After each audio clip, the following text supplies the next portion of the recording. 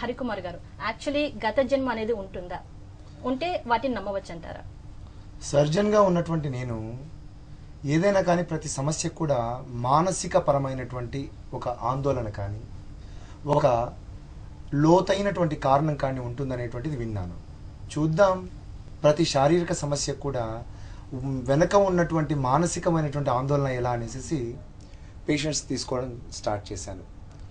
అలా లోపలికి లోతుగా వెళ్ళినప్పుడు ఏమైందంటే వారిలో తెలియకుండా చిన్ననాటి స్మృతులు, అది నెగటివ్ అనుభవాలు కావచ్చు, అలాగే తల్లి గర్భంలోకి కూడా వెళుతూ, మామూలుగా అయితే నిన్న ఏం జరిగిందంటే కూడా మనం గుర్తు తెచ్చుకోలేము.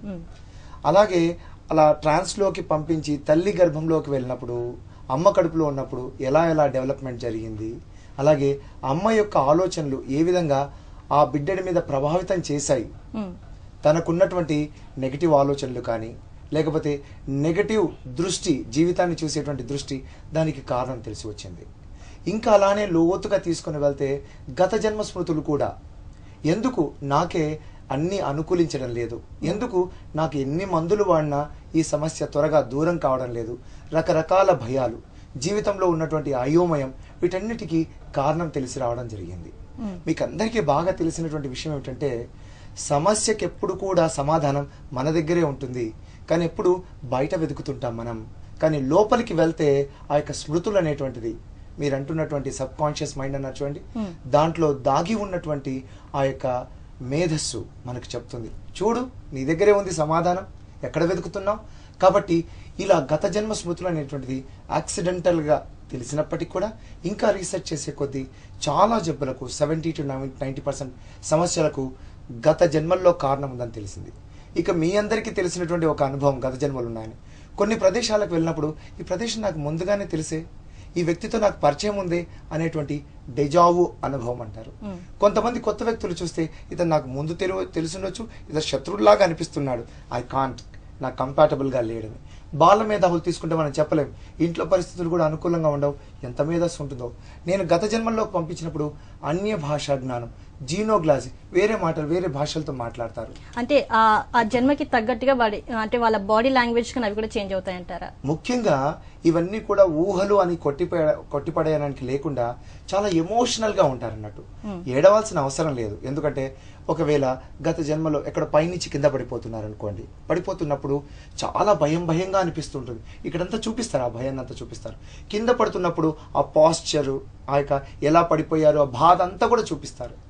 ఈ సెషన్ నుంచి బయటకు వచ్చినప్పుడు చెప్పేస్తారు, నాకెందుకోండి రాత్రి కలపడేది, పైనుంచి కింద పడుతున్నానని ఎప్పుడు అనిపించేది, నాకేమవుతుందని నైట్ పానికీగా లేచేవాడిని, ఇదా కారణం, దానికి కారణం ఇక్కడ ఉందా, ఇప్పుడు తగ్గిపోయిందండి నాకు భయము. లేకపోతే సగం చూసేవాడిని కళల్లో, మన ఎపిసోడ్స్ ఉంటాయి చూడండి, టీవీలో చూపిస్తుంటారు, అట్లా ఎపిసోడ్ కాదు ఫుల్ పిక్చర్ చూశాను, చాలా రిలీఫ్ వచ్చింది అని చెప్తారు. దీన్ని బట్టి కూడా మనం చెప్పవచ్చు, ఇలా గత జన్మలు అనేటువంటివి మన యొక్క సబ్ కాన్షియస్ మైండ్లో రిజిస్టర్ అయి ఉంటాయి.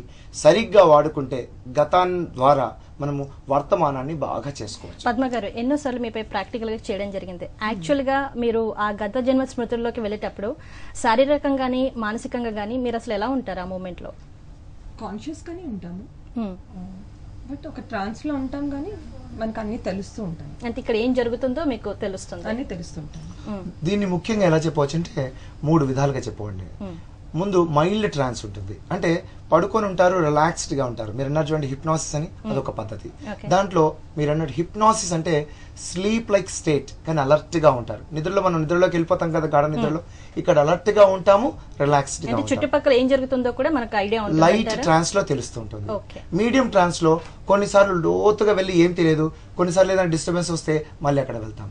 కానీ గాఢమైనటువంటి ట్రాన్స్ లో ఏమవుతుందంటే అక్కడే ఉన్నట్లుగా నిజమైనటువంటి గత జన్మల్లో చూడ్డానికి మగవాడిగా ఉన్నప్పటికీ ఎస్ నేను అమ్మాయి, ఇలా డ్రెస్ వేసుకుని ఉన్నాను, ఇలా చేస్తున్నాను అని చక్కగా చెప్తూ వస్తారు. సో ఈ ట్రాన్స్ ఏదైనా పొందవచ్చు, దేని ద్వారా అయినా కూడా మనము ఈ యొక్క గత జన్మల విజ్ఞానాన్ని పొందవచ్చు. రైట్. అలాగే ఈ గత జన్మ స్మృతులు అనేది అందరికి వెళ్ళడం పాసిబులా కాదా? ఆ డీటెయిల్స్ చూసే ముందు ఇప్పుడు ఒక షార్ట్ బ్రేక్ తీసుకుందాం. Stay tune. హరికుమార్ గారు, గత జన్మలోకి వెళ్ళడం అనేది అందరికీ సాధ్యమేనా, లేకపోతే కొద్ది మంది సెలెక్టెడ్ గా ఉంటారా? ఎలా ఉంటుంది ప్రాసెస్? యాక్చువల్లీ చేతికి ఉన్నటువంటి 5 వేళ్ళు అన్ని ఈక్వల్ గా లేవు, ఇది మందే అంటున్నాం కానీ ఈక్వల్ గా లేవు. ఇక్కడ necessity is mother of invention అట్లుగా మన అవసరం. గత జన్మలు తెలుసుకోవాలనేటువంటి ఓపెన్ మైండ్ ఉన్నటువంటి వాళ్ళు స్కెప్టికల్ గా ఉండకూడదు. ఎలా చేస్తావు చూడు నా మీద, నేనైతే పోను ట్రాన్స్ లోకి అని దిగపట్టుకుని ఉంటారు చూడండి. అలా కాదు, ఛాలెంజింగ్ అని కదా, ఎస్ చూద్దాం దీంట్లో ఏముందో, ఓపెన్ గా ఉంటాను అనేటువంటి నేచర్ ఉన్న వాళ్ళు. పసిపిల్లలు ముఖ్యంగా వచ్చేసి అప్ టు మనం వచ్చేసి 8 to 14 years పిల్లల్లో చాలా ఈజీగా వెళ్తారు. ఎందుకంటే దీంట్లో ముఖ్యంగా పవర్ ఆఫ్ సజెషన్, అంటే మనం సజెస్ట్ చేస్తూ ఉంటే చక్కగా దాన్ని ఫాలో అవుతున్నారనుకోండి, చెప్పిన మాట వింటూ ఉన్నారనుకోండి, ఆటోమేటిక్గా వెళ్ళేటువంటి విధానం మన హిప్నాటిజంలో ఉంటుంది. కానీ కొంతమంది ఏమవుతుందో ఏమో, హిప్నాటిజంలో ఏమేమో జరుగుతుంటాయంటారు చూడండి, వారి కోసము నేను యూజువల్గా హిప్నాటిజం కాకుండా నాన్ హిప్నాటిక్ టెక్నిక్స్ వాడుతుంటాను. దాంట్లో బ్రెత్ మనతో ఎప్పుడు ఉంటుంది కదా మన శ్వాస, కాబట్టి ఆ శ్వాసను గమనిస్తుంటే బాగా రిలాక్స్ అవుతారు. తర్వాత చిన్న చిన్నగా తీసుకొని వెళ్ళచ్చు. ఇక మూడవది ఏమిటంటే తర్కించేటువంటి విధానం కాకుండా ఓపెన్ మైండెడ్తో ఉండి కొత్తదాన్ని తెలుసుకుందాం. ఇప్పుడు మందులతో విసిగిపోయాం, మందులు కాకుండా ఏదైనా పద్ధతి ఉందా? మనం వింటూనే ఉంటాం, అల్లోపతి కాకపోతే హోమియోపతి, హోమియోపతి కాకపోతే న్యాచురోపతి, న్యాచురోపతి కాకపోతే తిరుపతి, ఇట్లా వెళ్తూ ఉంటాం మనం. ఈ క్రమంలో ఇలా కాకుండా yes let me know what is the basic root cause, ఈ సమస్యకు మూలం తెలుసుకున్నాం అనేటువంటి ఇంక్విజిటివ్నెస్ ఉంది. అలాగే గత జన్మలు తెలుసుకోవాలనేటువంటి ఇంట్రెస్ట్ ఉన్న వీరికి మనం చేయవచ్చు. ఒక 60 to 70% కేసెస్లో చాలా మంది ఒక సెషన్ కాకపోయినా ఒక 3 to 4 సెషన్స్లో వెళ్తారు. మిగతా వాళ్ళకి అవసరం లేదు. ఎందుకంటే ఎంత టైం పడుతుంది యాక్చువల్ ఒక పర్సన్ ని గత జన్మలోకి తీసుకువెళ్ళాలంటే ఎంత టైం పడుతుంది? ఒక 45 minutes నుంచి ఒక 1.5 hour తీసుకుంటుంది. ముందుగా దీంట్లో 3 stages ఉంటాయి. బాగా రిలాక్స్ చేస్తాము. రిలాక్స్ చేసిన తర్వాత ఈ ఏజ్ రిగ్రెషన్ అంటుంది. దాంట్లో ఏమిటంటే ముఖ్యంగా ఏం జరిగాయి, మనకు హ్యాపీగా ఉన్నటువంటి మూమెంట్ ఏమింది అంటే గుర్తు తెచ్చుకోగలుగుతాం. కాలేజ్ లైఫ్ కానీ 10 years, ఇక్కడ వెళ్తుంటే 3 to 5 years అని చెప్తాను. అవి మామూలుగా మనకు గుర్తుండవు, ఏదో ఫొటోస్లో కానీ చూసినటువంటి ఆల్బమ్ కావచ్చు. కానీ సడన్గా ఆ మెమరీస్, ఆ జ్ఞాపకాలు ఎరప్ట్ అవుతాయి.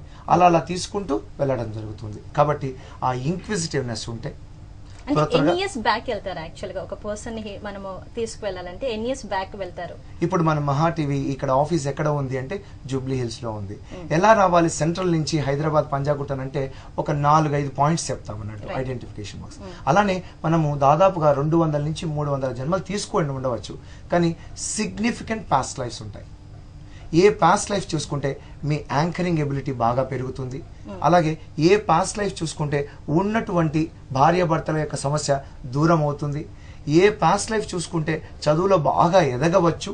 ఏ పాస్ట్ లైఫ్ చూసుకుంటే జీవిత లక్ష్యం తెలిసి వస్తుంది అని ఒక కోర్ లైఫ్స్ ఉంటాయి. అవి మాత్రమే చూస్తాం ఎలా అయితే ల్యాండ్ పాయింట్స్ లాగా. ఈ సిగ్నిఫికెంట్ పాస్ట్ లైఫ్స్ అది మనవే అని ఎలా తెలుస్తుందంటే మళ్ళీ రిపీటెడ్గా పంపించినప్పుడు అదే చూస్తాం. లేకపోతే ఒక జన్మలో రాజుగా ఇంకో జన్మలో ఇంకోటి అలా చూడకుండా మన సమస్యకు సమాధానం తెలిసి వచ్చేంత వరకు, మనకు క్లారిటీ పెరిగేంత వరకు మన సబ్ కాన్షియస్ మైండ్ ఏం చేస్తుందంటే అటువైపుగానే ప్రయాణం చేస్తుంది. దీన్ని బట్టి చెప్పవచ్చు ఇవి గత జన్మలే కానీ ఊహలు కావు. పద్మ గారు, ఇక్కడ మిమ్మల్ని ఒకటి అడగాలనుకుంటున్నాను. యాక్చువల్ గా వారు మీ పైన ప్రాక్టికల్ గా చేశారు కాబట్టి ఈ గత జన్మ స్మృతులు అనే కాన్సెప్ట్, సో మీరు అంటే లాస్ట్ మూమెంట్ లో వెళ్ళిన తర్వాత తిరిగి ప్రెసెంట్ లైఫ్ కి రావాలంటే మీకే ఎంత టైం పడుతుంది? యాక్చువల్లీ మనం ప్రెసెంట్ లోనే ఉంటాం, కాన్షియస్ గానే ఉంటాము. సో అక్కడ స్టక్ అయిపోవటం అనేది అయితే ఏమీ జరగదు. కానీ మనకి విజువల్స్ తెలుస్తూ ఉంటాయి అన్నమాట. ఆ ట్రాన్స్ లోకి వెళ్ళినప్పుడు మనకి ఒక ఇమేజెస్ అవి కనిపించడము అది జరుగుతుంది. So by that we can make out that మనం ఇప్పుడు ఒక గ్రూప్ ఆఫ్ పీపుల్ చూసాం. ఇందులో నేనెవరు అని నేను క్వశ్చన్ చేసుకున్నప్పుడు, ఇప్పుడు ఇందులో నేనెవరు అని నేను క్వశ్చన్ చేసుకున్నప్పుడు నాకు తెలుస్తుంది నేనెవరు అని, అంటే మేలా ఫీమేలా ఏంటి అని. So that's how we look in to the past. And బయటికి రావడం అంటే నేను కాన్షియస్గానే ఉంటాను కాబట్టి అంత కష్టం అయితే ఏమి అనిపించలేదు. ఆ పాస్ట్ లైఫ్ ను కూడా మీరు ఏమైనా క్యారీ చేయడం జరుగుతుందా? బయటకు వచ్చిన తర్వాత ఆ కాన్షియస్ లో ఉండి అలా ఏమైనా ఉంటుందా, లేకపోతే అలా ఏమి ఉండదు, నార్మల్ గానే ఉంటుంది. ఈ జ్ఞాపకాలన్నీ మనకు గుర్తుంటాయి. ఎందుకంటే ఇప్పుడు నిద్రలు చూడండి, నిద్రలో మనం వెళ్తాము, కొన్ని విషయాలే గుర్తుపెట్టుకుంటాం. ఎందుకంటే మనకు రిలాక్స్డ్ గా అక్కడ ఉంటాం కానీ అలర్ట్నెస్ ఉండదు. కానీ ఇక్కడ అలర్ట్ గా ఉంటాం కాబట్టి మనకేమవసరమో అవి మనం తెచ్చుకుంటాం. కానీ చాలా మంది అనుకుంటుంటారు, సార్ ఇప్పుడున్న సమస్యలతోనే చాలా బాధపడుతున్నాను సార్, గత జన్మల్లోకి వెళ్తే ఆ సమస్యలు రావు, మా ఆయనతో చాలా బాధపడుతున్నాను, గత జన్మల్లో వెళ్ళినప్పుడు పక్కింటి ఆయన కూడా మా ఆయన అని తెలిస్తే అనేటువంటిది ఒకడు. ఇంకోటి వచ్చేసి గత జన్మలోనే ఇరుక్కొని పోతే, ఇటువంటి ఉంటాయి. కానీ ఎవరు మోసం చేసినా మన సబ్ కాన్షియస్ మైండ్ మనల్ని మనం మోసం చేసుకోలేము. కాబట్టి ఏమవుతుందంటే ఆ రిలాక్స్ స్టేట్ లానే ఉన్నామనుకోండి, కొంతసేపు ఉండాలనిపిస్తుంది. కానీ కొంతమంది as you are coming to normal state అనేటప్పటికీ మామూలుగా త్వరగా వస్తారు. ఈ ప్రొసీజర్ అంతా 45 minutes నుంచి 1.5 hours తీసుకుంటారు. రైట్ అండి. ఇక యాక్చువల్లీ ఒక పర్సన్ కి హిప్నటైజ్ చేస్తే ఎలా ఉంటారు, అది ప్రాక్టికల్ గా చూసే ముందు తెలుసుకునే ముందు ఇప్పుడు మరో షార్ట్ బ్రేక్ తీసుకుందాం. Stay tune.